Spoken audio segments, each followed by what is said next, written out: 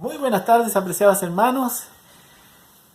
20:30 de la tarde, estamos disponibles y dispuestos nuevamente para dar comienzo a nuestro tercer día de campaña, ¿cierto? La mayor esperanza. En esta oportunidad un tema muy importante, ¿cierto? El tema de hoy lleva por título Nace la mayor esperanza. Así que en un momentito más nuestro pastor Enio va a estar con este interesante tema. Recordarles también que tenemos nuestro himno lema, ¿cierto? Maranata, Cristo viene. Es el himno lema que nos está acompañando durante toda esta semana. Así es que están las condiciones dadas. Me alegro de que podamos estar nuevamente conectados y estamos listos para comenzar.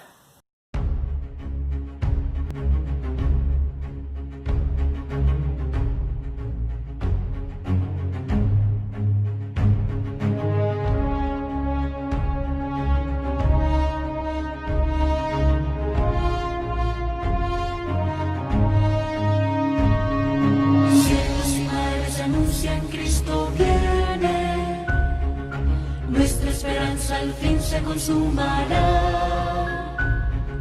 Pronto vendrá, pronto vendrá, pronto vendrá. Qué glorioso encuentro.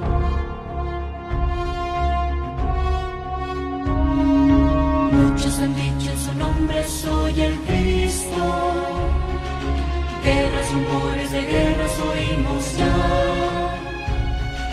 Pronto vendrá, sí, pronto vendrá. Qué glorioso encuentro.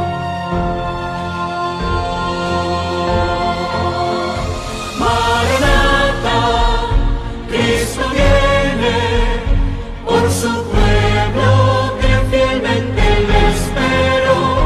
Maranata, Cristo viene, falta poco para nuestra redención. Maranata, qué glorioso encuentro.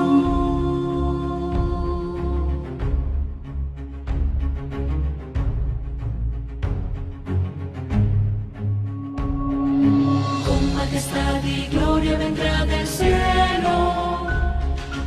Los que murieron en él resucitarán. Pronto vendrá, no tardará, él volverá. Pronto le veremos.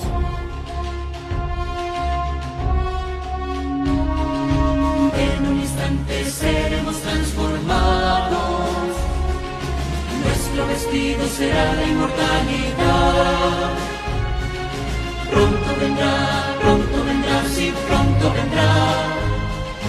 Qué glorioso encuentro.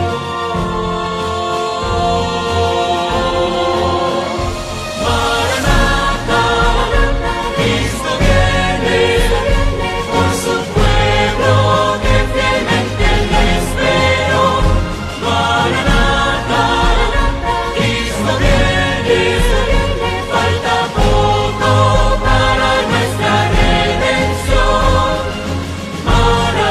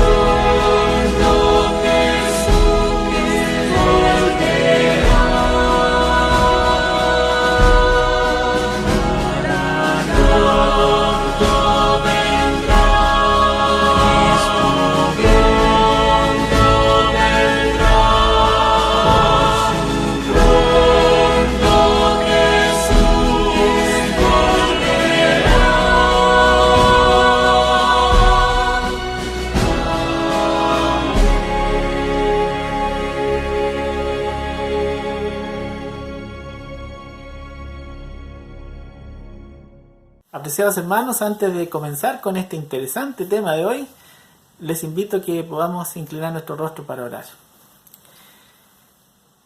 Padre amado que estás en el cielo, nuevamente, Señor, estamos ante tu presencia, primeramente para agradecerte, Señor, por este hermoso día que nos has dado, por los cuidados que tú has tenido también con todos nosotros. Quiero pedirte, Señor, de forma muy especial que tú te puedas manifestar en esta tarde, Señor, a través del mensaje que nuestro pastor trae preparado. Permite, Señor, que cada tema de esta semana pueda impactar nuestras vidas. Permite también, Señor, que todos estos hermosos temas que se están tratando en esta semana no sean olvidados, sino que por el contrario, Señor, puedan hacernos sentido en nuestra vida espiritual. Bendice a todos quienes se han conectado en esta tarde y acompáñanos durante todo este programa. Te lo pedimos y te lo agradecemos en el nombre de Jesús. Amén.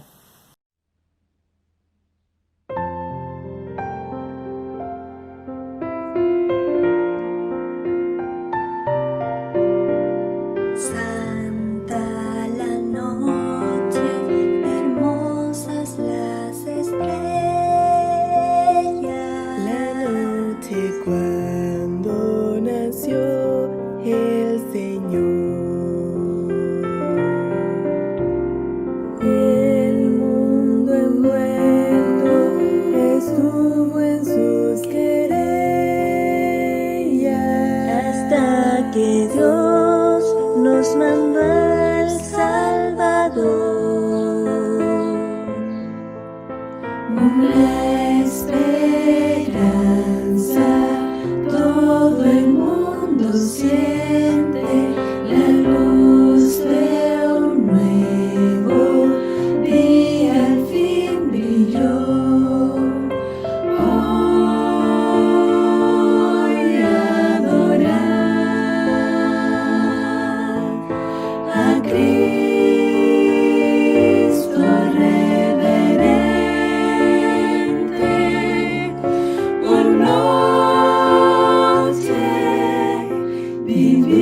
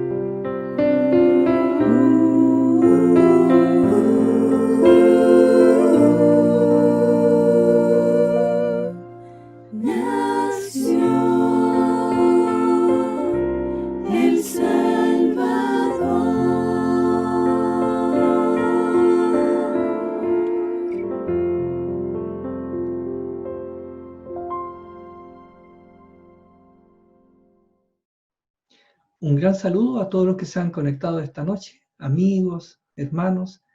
La tercera conferencia de esta semana, La Mayor Esperanza. Vamos al tema inmediatamente de esta noche.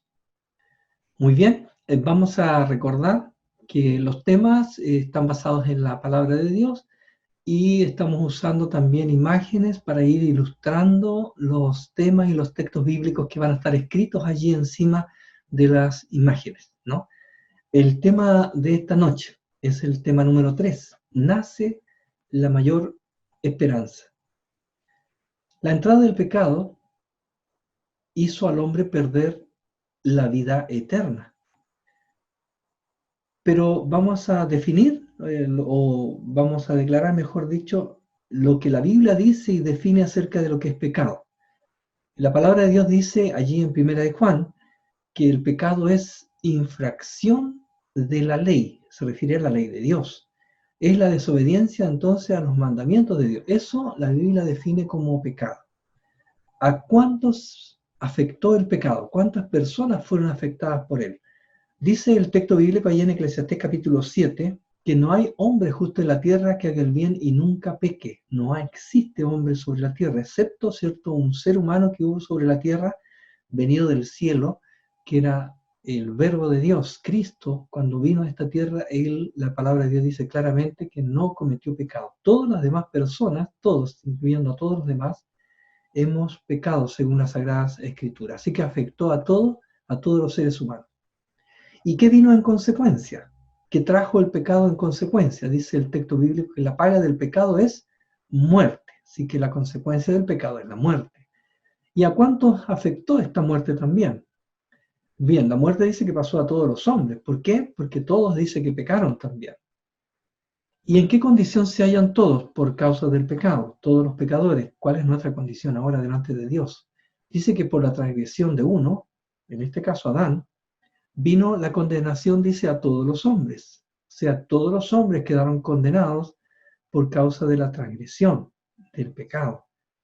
Para contrarrestar el efecto del pecado, ¿qué dádiva o regalo Dios tuvo que proveer aquí a la raza humana? Dice, la paga del pecado es muerte, mas la dádiva de Dios es vida eterna. Vamos a explicar un poquito este texto. Toda persona que hace un trabajo, ya sea de un día, de una semana, de un mes, ella merece un salario, ser pagado. Aquí usa esta palabra el texto bíblico, que el salario o la paga del pecado dice que lo que merecemos nosotros por el pecado es la muerte. Pero dice que la dádiva de Dios es vida eterna. O sea, el don de Dios, el regalo de Dios es vida eterna. ¿Y en quién está este regalo de vida? Dice que Dios nos ha dado vida eterna y esta vida está en su Hijo. 1 Juan capítulo 5. En Cristo Jesús, dice la Escritura, que está este regalo de vida eterna. Porque el que tiene al Hijo, tiene la vida, dice Juan, en el capítulo 5 de su primera epístola. El que tiene al Hijo tiene la vida. ¿Qué pérdida sufren los que no lo aceptan? El que no tiene al Hijo de Dios no tiene la vida. El texto es claro.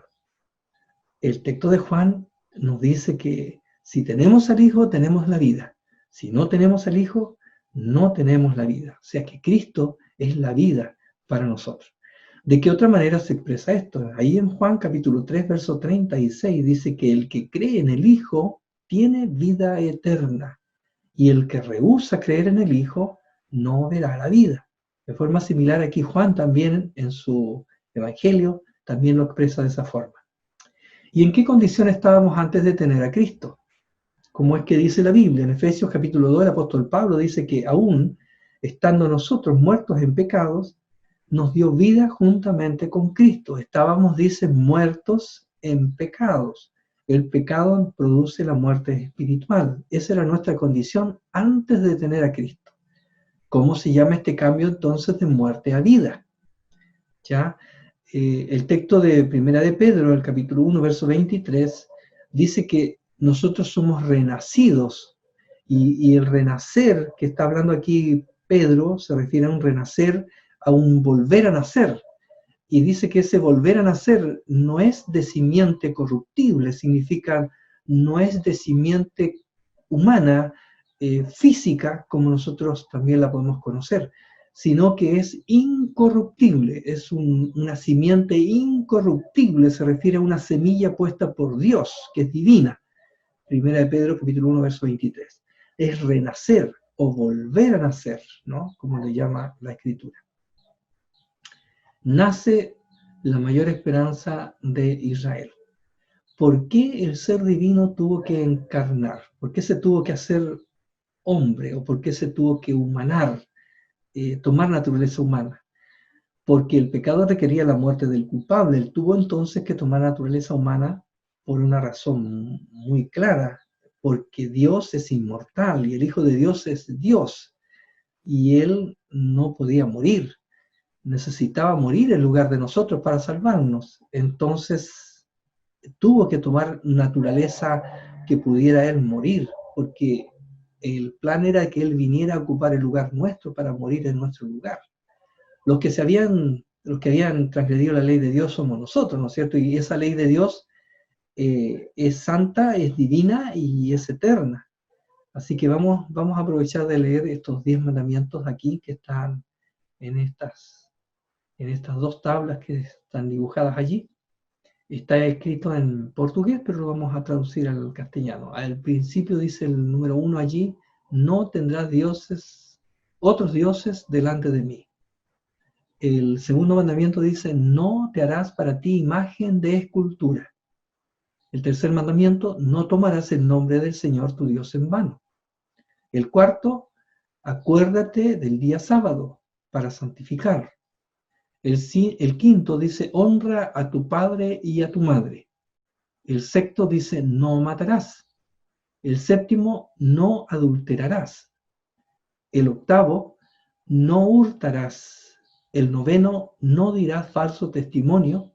Y el 10: no codiciarás. Ahí están los 10 mandamientos de la ley de Dios. Solo un ser santo, divino y eterno podía satisfacer esta demanda. Sí, porque si la ley era santa, era divina y era eterna, entonces solo un ser divino, santo y eterno podía entonces satisfacer la transgresión de esa ley de Dios. Dice que debía ser humano porque el hombre debía recibir el castigo por la transgresión. Eso está claro. Y debía ser castigado con la muerte. Sí. Por lo tanto, debía ser completamente Dios y también completamente hombre. Por esto es que las Sagradas Escrituras llaman a Cristo unigénito, que quiere decir único en su clase. Cristo es el unigénito de Dios. Es porque el único ser en todo el universo que tiene estas 2 naturalezas juntas. No hay otro como Él.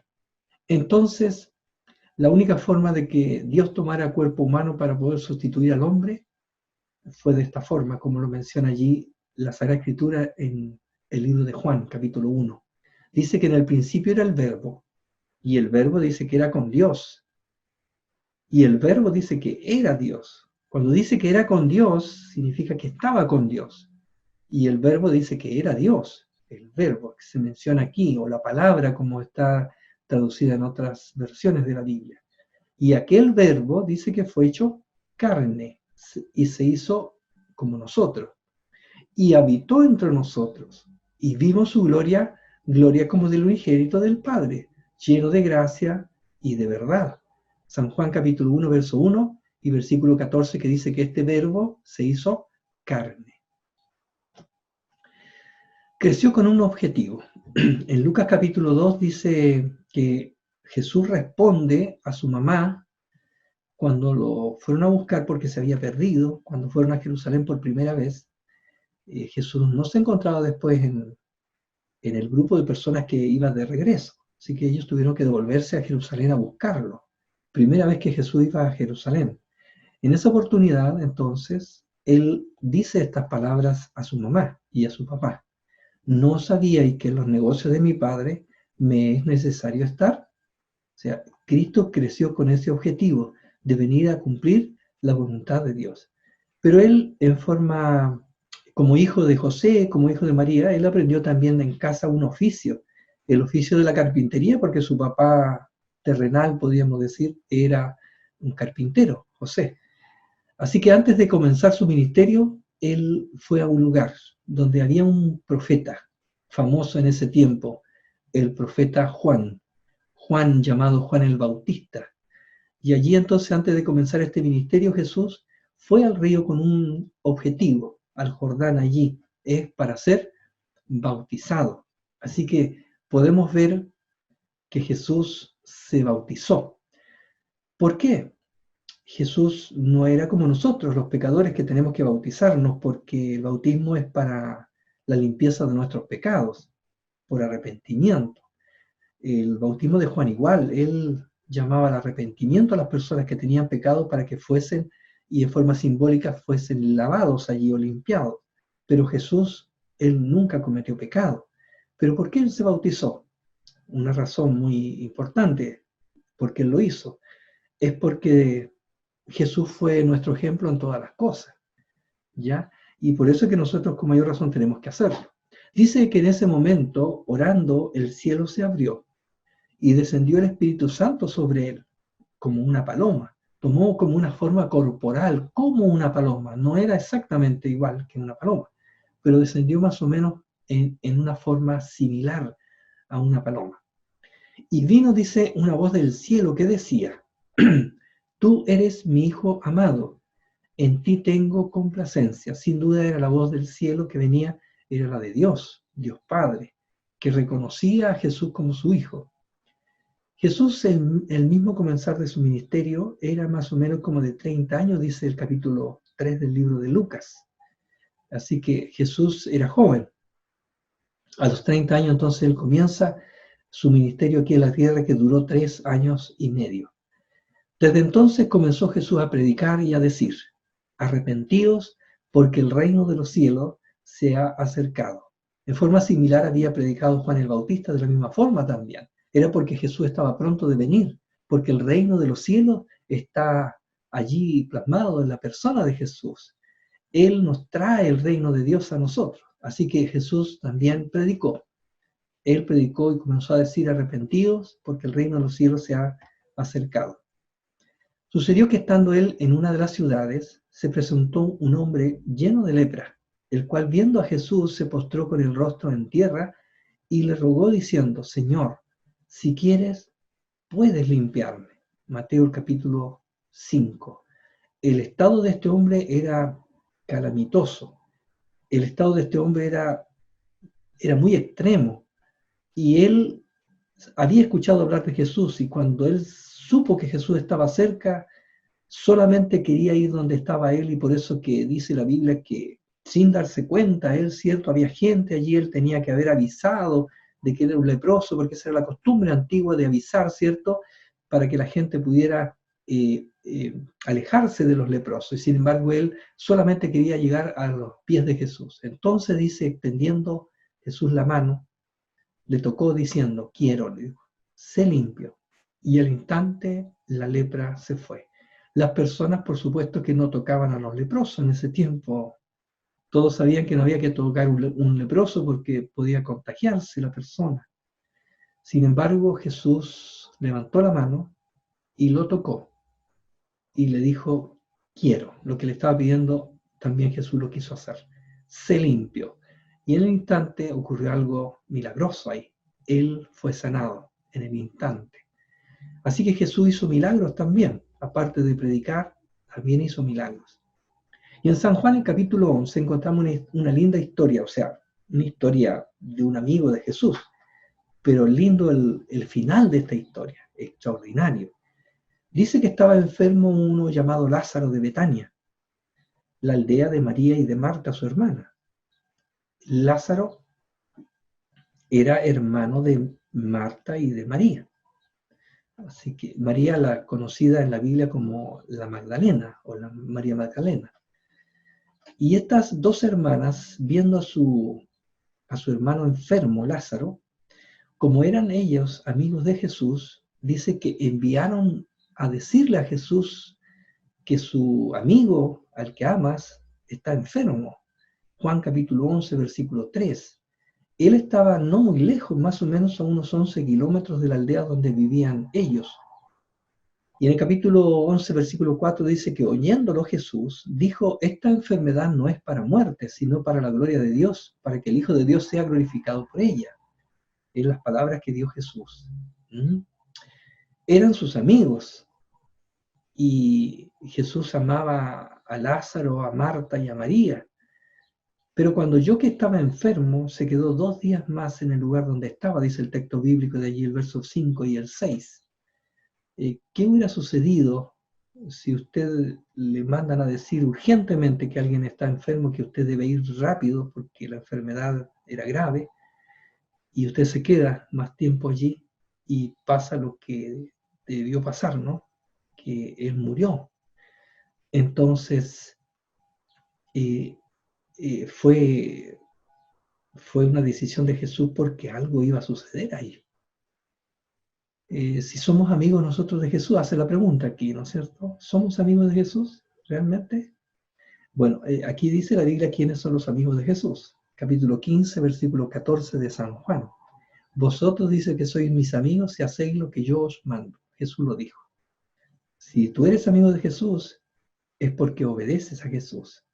Esos son los amigos de Jesús, dice aquí. Si me amáis, esto lo dijo Cristo también, capítulo 14 de San Juan, verso 15. Si me amáis, guardad mis mandamientos. El deseo de Dios y el deseo de Cristo es que seamos obedientes a Él.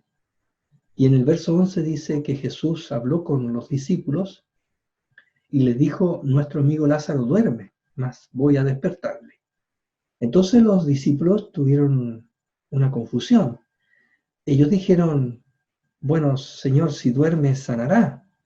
Ellos pensaban que estaba durmiendo el sueño natural, que todos dormimos. Pero Jesús decía esto de la muerte de Lázaro, y ellos pensaron que hablaba del reposar del sueño. Entonces Jesús les habló claramente, Lázaro ha muerto. Aquí nosotros podemos entender de estos textos que así como los profetas, los discípulos también lo hicieron, y Jesús lo hace aquí en este momento, es que para Él y para Dios los muertos están durmiendo. Lázaro duerme. Así es como se menciona la muerte, se refiere a la primera muerte, no a la muerte eterna todavía, porque existen 2 muertes según las Sagradas Escrituras. Se está refiriendo a la primera muerte. Esa primera muerte es un dormir, porque un día todos los muertos, dice la palabra de Dios, que van a despertar, van a resucitar. Es por eso que se le llama así a la muerte, el sueño. Vino pues Jesús y halló que ya hacía 4 días que Lázaro estaba en el sepulcro. ¿Qué pasa cuando una persona ya lleva 4 días muerto? ¿Qué sucede? Bueno, en todos los países hay reglas, ¿cierto? Hay leyes que impiden que una persona pueda estar muchos días, ¿cierto?, sin sepultarse. Aquí en Chile también existen esas leyes. Así es que la verdad es porque las personas que han muerto se empiezan a descomponer. Entonces dice Marta, cuando oyó que Jesús venía, salió a encontrarle. Fuera de la aldea ella corrió.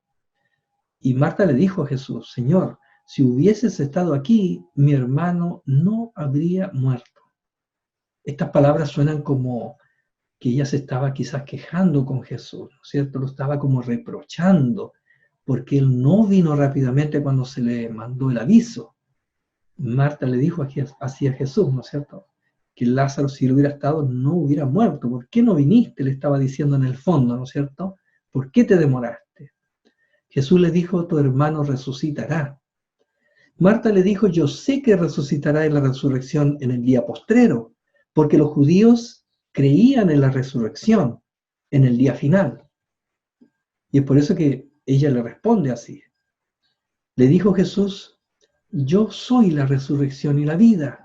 El que cree en mí, aunque esté muerto, vivirá. Y todo aquel que vive y cree en mí, no morirá eternamente. Y viene la pregunta siguiente, que es muy importante. ¿Crees esto?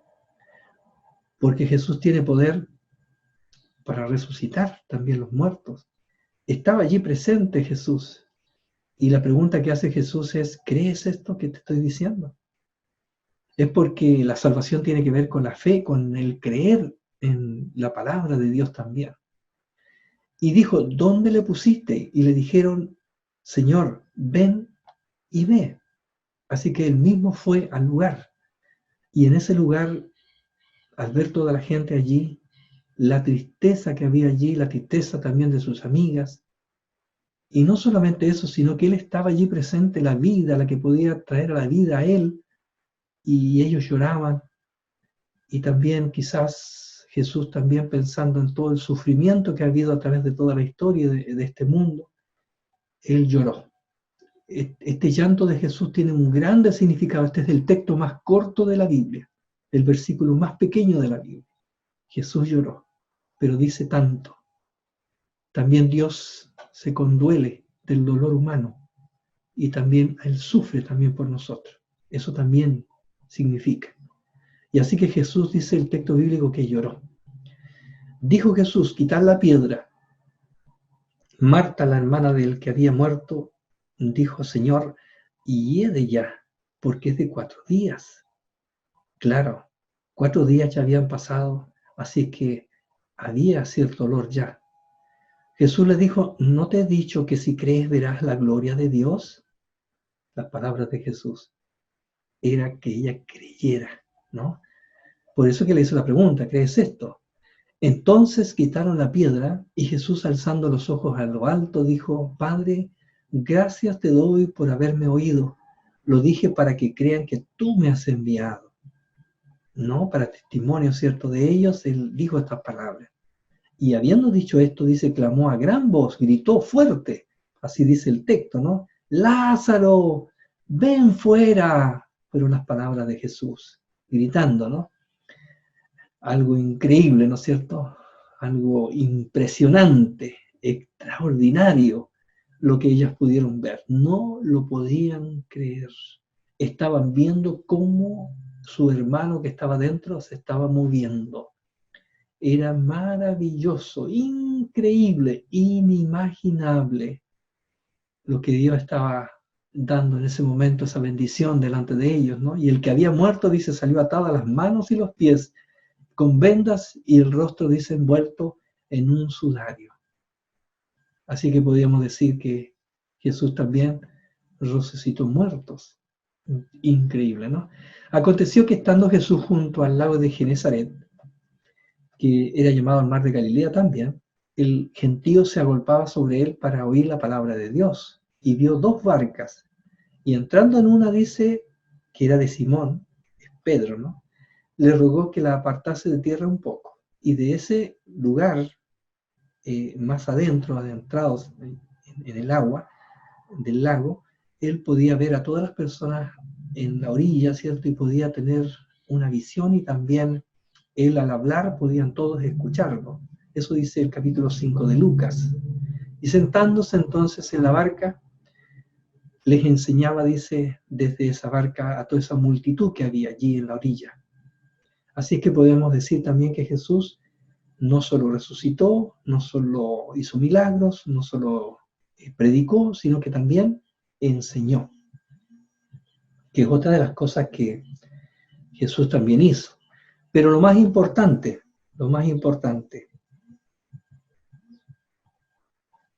siendo, dice, en forma de Dios, dice que se despojó a sí mismo, tomando forma de siervo, hecho, dice, semejante a los hombres, y estando en la condición de hombre, se humilló a sí mismo, haciéndose obediente hasta la muerte, y dice que muerte de cruz.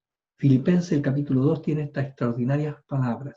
Dice que él era en forma de Dios, ¿ya? Él era Dios, el verbo hecho carne, acuérdense de eso, recién dijimos.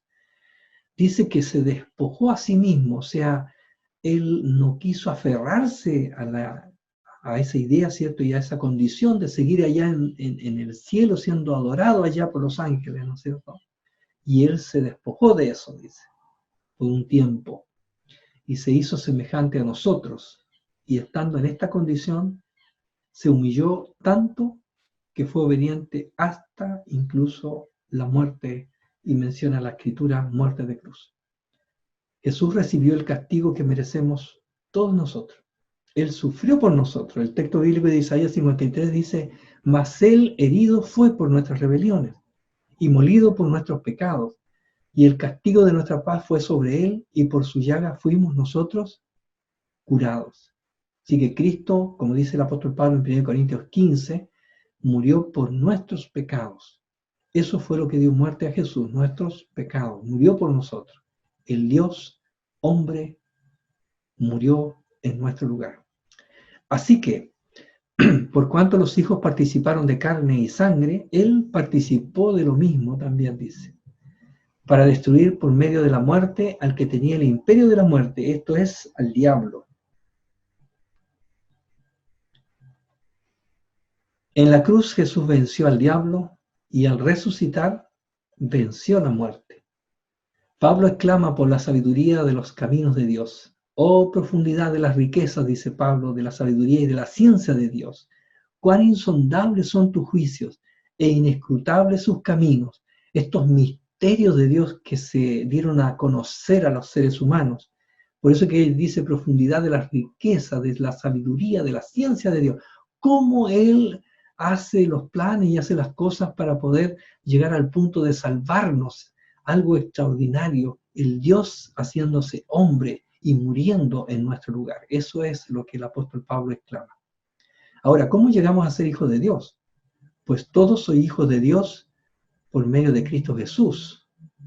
Por Él nosotros podemos llegar a través de Él a ser hijos de Dios, es lo que dice el versículo. El propósito de venir Jesús al mundo. Muchos de nosotros quizás hemos escuchado alguna vez, ¿cierto?, estas palabras de Pablo, que él se las transmitió a Timoteo. Cristo Jesús dice allí, vino al mundo para salvar a los pecadores.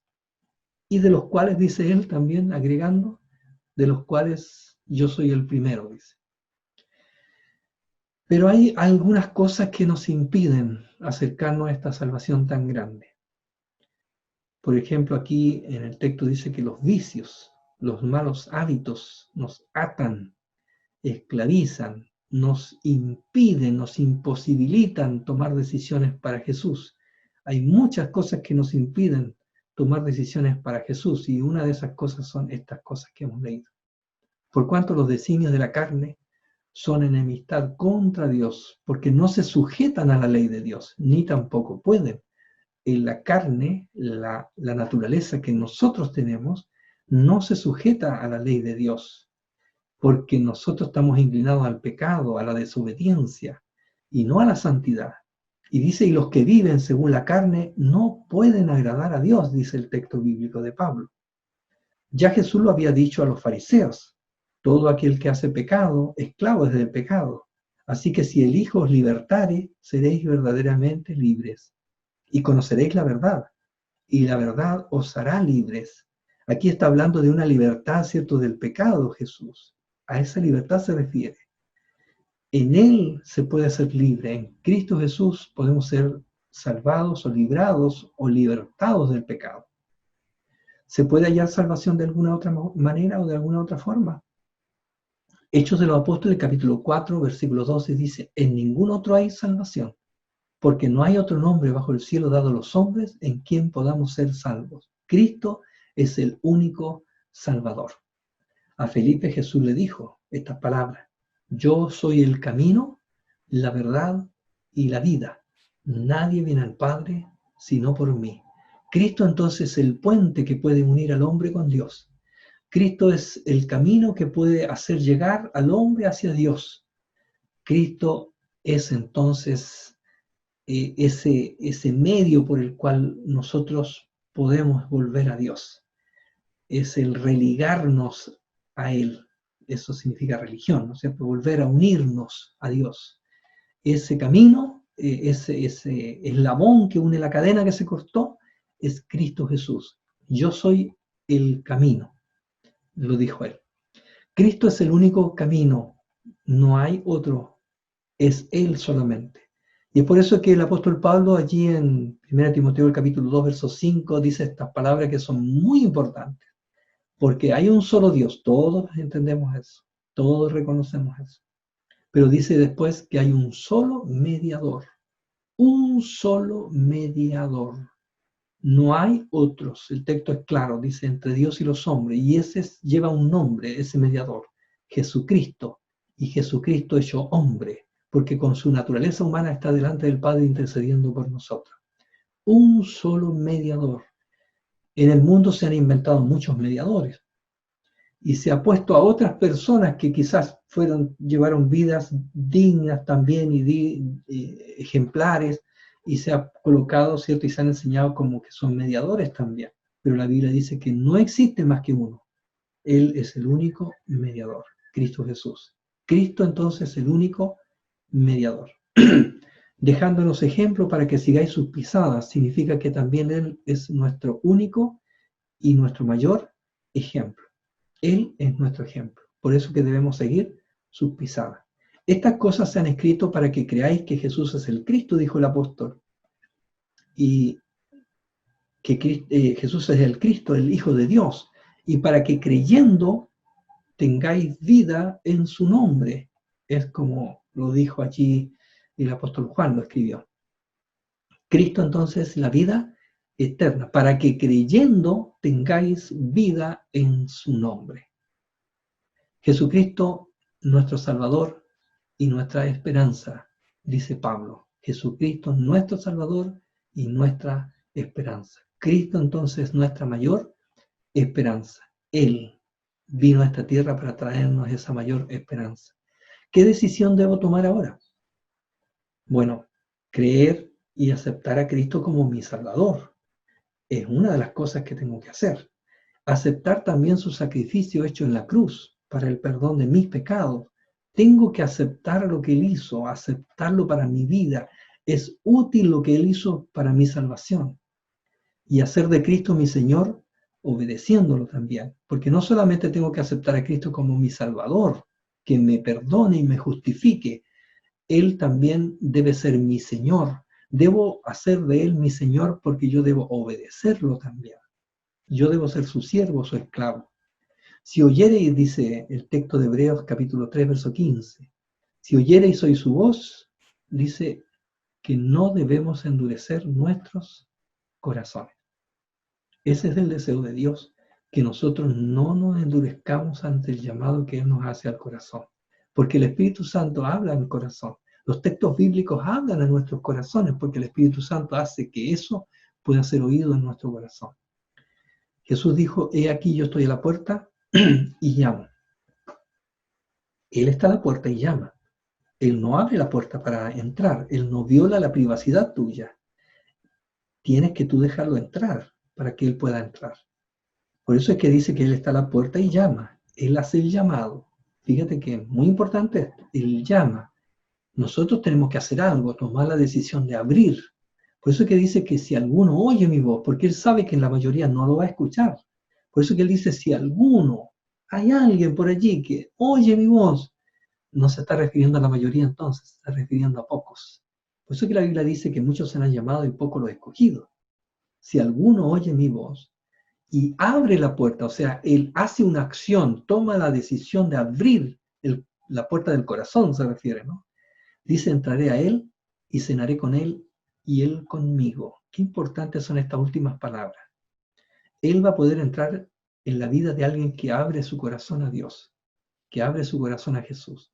Y dice que cuando Él entre, dice que va a cenar con nosotros. Eso significa, esto está dicho en el sentido o en un ambiente judío. El judío, para sentar en la mesa a alguna persona y poder cenar con él, tenía que ser un amigo muy íntimo, si es que no era un familiar. No cualquier persona que llegaba a casa a comer se sentaba a la mesa con la familia, solamente aquellos que eran muy íntimos amigos. Y es por eso que Él, de esta manera, está diciendo que Él quiere ser nuestro amigo íntimo también, ¿ya? Y va a comer con nosotros, va a vivir con nosotros, va a participar de las cosas mías, propias mías o privadas mías también. De esa manera Jesús está hablando. Un corazón humilde que se abre a Él será el lugar donde Cristo pueda entrar. Un corazón humilde. Y aquel tendrá el privilegio de cenar con Él que es la experiencia de un amigo muy íntimo y muy amado, como decíamos recién, ¿no? Esta experiencia de vivir con Cristo es la experiencia más grande y extraordinaria que se pueda tener. No hay algo igual, es muy difícil de explicar. Con palabras no es fácil explicarlo esto, porque esto es algo espiritual que lo tenemos que experimentar, tenemos que saber de qué se trata en forma personal. Tú tienes que experimentarlo para saber de qué se trata esto de qué es la experiencia de vivir con Cristo, que es una experiencia sin igual. No hay otra experiencia en el mundo que se asemeje a esto. Hay una ilustración de Dios cuando en la Biblia Él quiere explicar estas cosas. Él dice que es nuestro esposo y nosotros somos la esposa. Es como para decir que la relación más íntima entre dos personas en el mundo es entre el esposo y la esposa, pero eso es una ilustración, es un pálido reflejo de lo que Él quiere hacer con nosotros, que es una relación mucho más profunda todavía, es espiritual. Él quiere ser así también con nosotros. Y Pablo escribió esto así: con Cristo, dijo él, estoy juntamente crucificado. Y ya no vivo yo, dice, mas vive Cristo en mí. Y lo que ahora vivo en la carne, lo vivo en la fe del Hijo de Dios, el cual me amó y se entregó a sí mismo por mí. No vivo yo, dijo Pablo, vive Cristo en mí. Él tenía la plena certeza de que había una presencia divina en la vida interior del apóstol Pablo. Cristo quiere entrar a tu corazón y quiere que tú tengas esa hermosa y extraordinaria experiencia como la tuvo el apóstol Pablo y todos los que conocemos a Jesús. Cristo entra al alma ordenándolo todo. En la perspectiva de Dios, por supuesto, ¿no es cierto? Los gustos son ordenados, los valores son ordenados, los pensamientos, la forma de ver el mundo, de ver a las personas, todo es ordenado. Dios hace un cambio y un reordenamiento dentro del corazón y de la mente de todos nosotros cuando Él entra. Él comienza a hacer una tarea de ir sacando todo lo que hay que sacar y ir colocando lo que no está colocado todavía, no está puesto. Esa tarea y esa obra la hace Dios. Es un milagro de Dios. Eso es lo que la Biblia le llama convertirse, nacer de nuevo. Debes tener la experiencia para entender, porque no es en el ámbito puramente humano, sino se refiere a un área espiritual, a la parte espiritual del ser humano. Es una vivencia diferente a todas las que hemos tenido antes en la vida natural. La mente se ilumina por el Espíritu Santo y es volver a nacer. Eso es en realidad. El apóstol escribió acerca de esta experiencia de esta forma: cosas que ojo no vio, ni oído yo, ni han subido en corazón de hombre, son las que Dios ha preparado para los que le aman. Aunque estas palabras se pueden usar para la vida eterna, cuando nosotros estemos allí en el día eterno de Dios y vamos a ver cosas que nunca hemos visto y vamos a subir pensamientos que nunca hemos tenido antes, aunque esas palabras se pueden tomar para ese tiempo futuro, sin embargo, el apóstol Pablo lo habla para el presente. Cuando tú tengas la experiencia o tienes la experiencia de conocer a Cristo, entonces vas a ver cosas que nunca antes viste. Van a subir cosas a tu mente y a tu corazón que nunca antes han subido. Y esas son las cosas que Dios ha preparado para los que le amamos. Así es como dice el texto. ¿Has reconocido ya a Jesucristo como la mayor esperanza para tu vida? Sí, porque todos nosotros tenemos que hacerlo. Si tú quieres estar un día en el reino de Dios, o mejor dicho, en el reino de la gloria, porque al reino de Dios podemos entrar ahora, si aceptamos a Cristo. ¿Hay algo que te impide? ¿Hay algo que te impide ahora que tú puedas abrir tu corazón para que Cristo pueda entrar en tu vida? ¿Eso que te impide quizás es más importante que Cristo? ¿Es más importante que tu salvación? ¿Eso que piensas tú que te está impidiendo tomar la decisión ahora vale más que Jesús? Todos nosotros hemos sido confrontados a estas preguntas. Jesús dijo: de cierto os digo, que el que no reciba el reino de Dios como un niño, no entrará en él. ¿Por qué dijo estas palabras? Porque estaba ilustrando de esta forma a través de un niño la humildad. O sea, se estaba refiriendo a la humildad del niño. Los niños, una de las características más sobresalientes de ellos es que son humildes. Entonces Jesús está diciendo que para entrar al reino de los cielos deponemos nuestro orgullo, debemos hacerlo. Y debemos llegar a ser humildes y aceptar, ¿cierto?, el plan de Dios, tal como Él lo presenta y Él lo quiere entregar a nosotros, no como nosotros queremos que sea. No es creer en Dios a mi manera, sino que a la manera de Dios debemos creer en Él.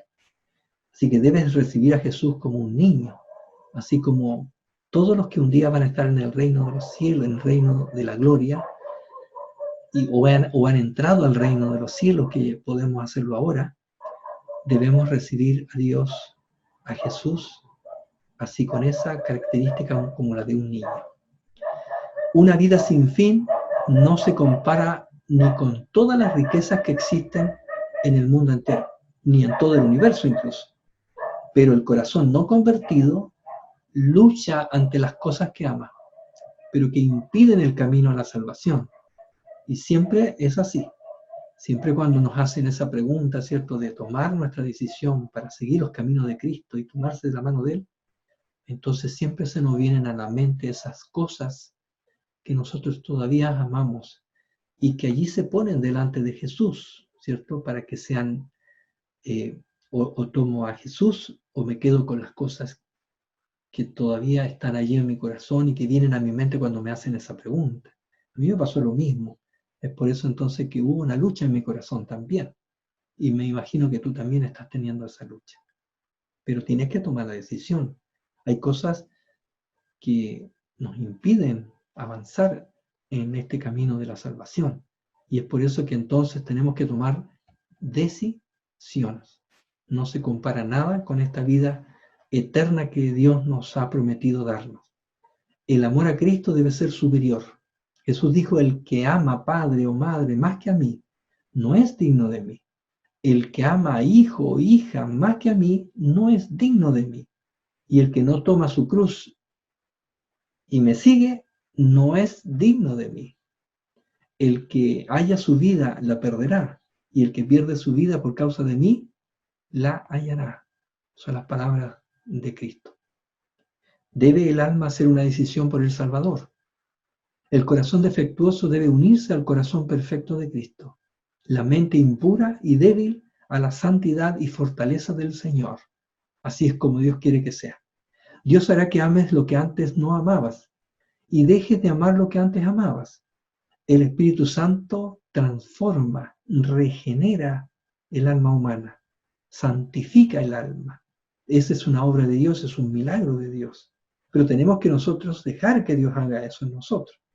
La persona que no ha sido transformada o regenerada no puede ver el reino de Dios.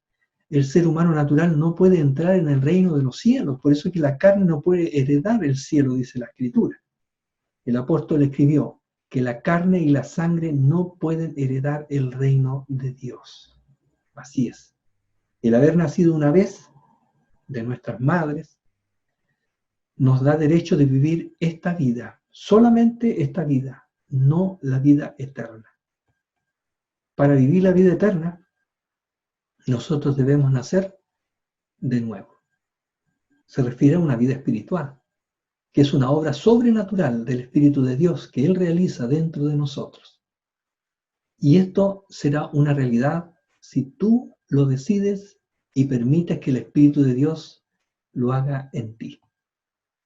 Es eso así. Esta vida espiritual comienza cuando el ser humano conoce a Cristo, lo acepta como Salvador y camina con Él. Cuando nosotros nos tomamos de la mano de Jesús y vamos con Él a donde quiera que vayamos, esa es la forma de caminar con Cristo. Mas vosotros no vivís según la carne, dice, sino según el Espíritu. Si es que el Espíritu de Dios mora en vosotros. Y si alguno no tiene el Espíritu de Cristo, dice el texto, no es de Él. Y si el Espíritu de aquel que levantó de los muertos a Jesús mora en vosotros, el que levantó de los muertos a Cristo Jesús vivificará también vuestros cuerpos mortales por su Espíritu que mora en vosotros. Así que esta es una obra del Espíritu Santo, del Espíritu de Dios. Esta obra que el cielo hará en ti es esencial, es necesaria para la salvación. Por eso es que el apóstol Pablo dice que ninguna persona que no haya experimentado la santificación podrá ver a Dios, dice. Seguid la paz con todos y la santidad, sin la cual dice nadie verá al Señor. Hebreos capítulo 12, versículo 14. Aquí tenemos la ilustración en la Biblia de un caso real que puede ilustrar también la vida de todos nosotros. Es el caso del mendigo, el ciego Bartimeo. Jesús lo llamó, pero él se cubría con una pesada capa y era importante para él porque le abrigaba, le protegía. En la noche, cuando seguramente lo pillaba por allí, la noche podía servirle para dormir. Pero en ese momento, como era una capa pesada, le impedía levantarse. Cuando Jesús está llamando al mendigo, porque el mendigo gritó un par de veces, Hijo de David, ten misericordia de mí, Jesús se detuvo y lo mandó a llamar. Entonces él tenía que levantarse porque Jesús lo estaba llamando, levantarse e ir pronto a Jesús, pero la capa le estaba impidiendo. Esta era la oportunidad más grande de su vida. Quizás no volvería a tener otra. Había que tomar una decisión rápida y esencial para su conveniencia. La Biblia dice que entonces, dice, arrojando su capa, se levantó y vino a Jesús. Había una multitud allí, así que su capa también quedó allí en algún lugar que quizás alguien podía tomar, pero para él era mucho más importante que su capa el ir a Jesús. Así es como Bartimeo, habían cosas que le impedían ir a Jesús, y dice que allí Jesús hizo el milagro, dice el texto, ¿no? Hizo el milagro. Y así nosotros también, quizás muchas cosas nos pueden estar impidiendo ir pronto a Jesús, ¿no? Siempre Jesús está llamando al celular de nuestro corazón, pero somos nosotros los que tenemos que responder al llamado. Así es. Habrán pesadas capas que tratarán de impedirnos. Debemos dejarlas, debemos tirarlas. ¿Por qué? Porque nuestra salvación y la vida eterna es mucho más importante. Somos todos Bartimeos que necesitamos ver la luz, o seguiremos en tinieblas espirituales como mendigos, ¿no es cierto? En nuestra condición espiritual estoy hablando. Somos todos Bartimeos. Hasta que no nos encontramos con Cristo, nuestros ojos recién se pueden abrir. Jesús dijo, yo soy la luz del mundo, y el que me sigue no andará en tinieblas, sino que tendrá la luz de la vida. ¿Sí? Todo lo que te impide avanzar hacia el cielo hay que desechar e ir a Jesús ahora. Es posible que nunca pase tan cerca tuyo. Bartimeo tuvo la oportunidad, Jesús venía pasando cerca y quizás nunca más iba a tener esa oportunidad preciosa de oro de que Cristo estuviera tan cerca de él. Así es que él echó mano de Jesús inmediatamente. A lo mejor Jesús estará pasando muy cerca de tu vida ahora. Es la oportunidad. Dios dice en Deuteronomio 30, yo he puesto delante de ti hoy la vida y la muerte. Escoge pues la vida, dice Dios. O sea, Él nos aconseja que escojamos la vida, que vivas tú y tu descendencia, para que vivamos nosotros y nuestra descendencia. Significa que nosotros compartiremos a Cristo con los amados que tenemos también, y otros también podrán conocer a Jesús. Y Jesús te dice, buscadme y viviréis. Amós capítulo 5 y versículo 4. Este importante tema, tú lo debes terminar con una decisión, la más importante de tu vida, para sellar tu eternidad con Cristo. ¿Qué te parece? Ahí dice, ok, es así, ¿no es cierto? ¿Qué te parece a ti? ¿Dice que sí? Bueno, es la decisión más importante de tu vida, porque tú debes sellar esta decisión de salvación con el Señor. Próximo domingo tenemos algo que ocurrirá, puede ser en el sector de Queule o de Barros Arana. Si no hay ningún problema, nosotros vamos a tener un bautismo en el río. Estás invitado a comenzar una experiencia hermosa con Cristo Jesús. Una experiencia maravillosa que te llevará a estar con Él por la eternidad y con aquellos que también un día fueron al descanso de la muerte y también van a ser resucitados y van a estar con Él allí. Todos nosotros vamos a tener derecho de poder entrar en el reino de los cielos por las puertas de las mansiones celestiales, Cristo viene a buscar a todos los que un día bajaron al descanso en Cristo y los que vivamos cuando Él venga también a buscar a sus escogidos. Todos nosotros juntos iremos con Jesús al reino de los cielos. Próximo domingo es tu mejor oportunidad, quizás la que has tenido más cerca de tu vida. Dios es el que te está llamando a tu corazón y Él quiere que también tú tomes esta hermosa decisión. Mañana tenemos otro tema. Cristo presenta la mayor esperanza. Ese es el tema de mañana. Que Dios te bendiga, que tu decisión sea la más positiva para Jesús. Cristo mañana presentará esta mayor esperanza. Así que duermas bien, que Dios te bendiga junto a los tuyos y que en la noche puedas conversar junto con tu almohada con Jesús. La oración. Puedes hablar con Dios y preguntarle, ¿cuál es el deseo de Dios para tu vida? Y sin lugar a dudas, Dios te va a responder a tu corazón. Nos vemos mañana. Dios te bendiga.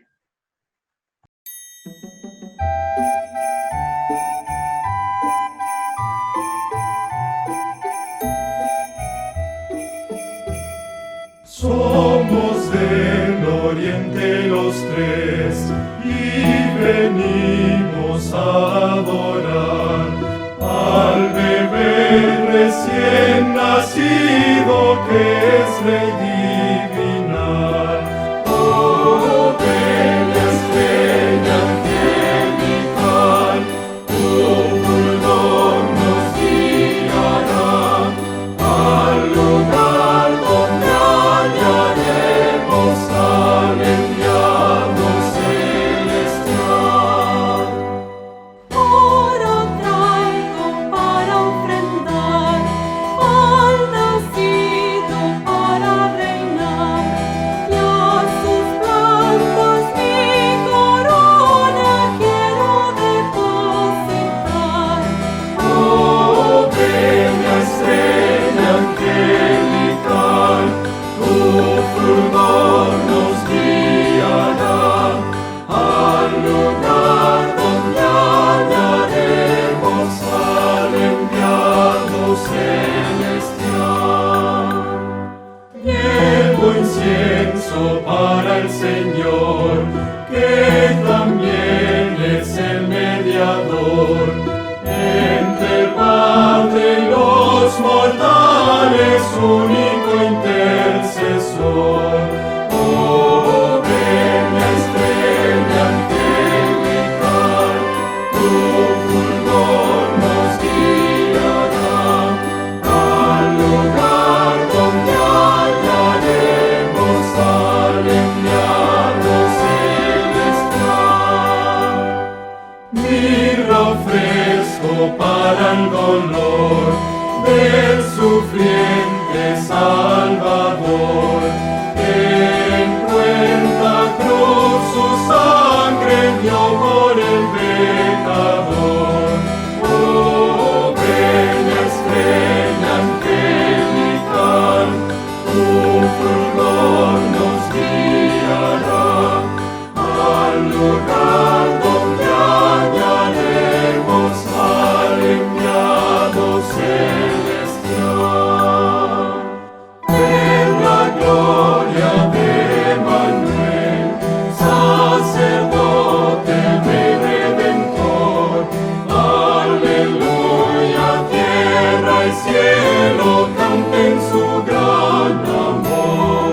Oh, bella estrella angelical, tu fulgor nos guiará al lugar donde hallaremos al enviado celestial.